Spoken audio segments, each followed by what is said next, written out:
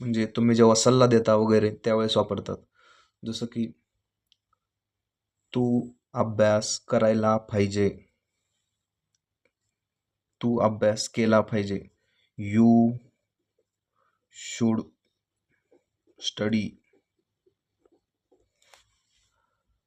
तू game कमी खेळायला पाहिजे किंवा तू गेम नाही खेळली पाहिजे.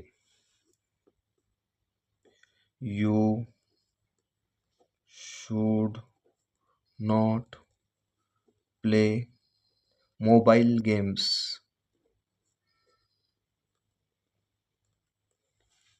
मैदानी खेळ शरीरासाठी चांगले असतात.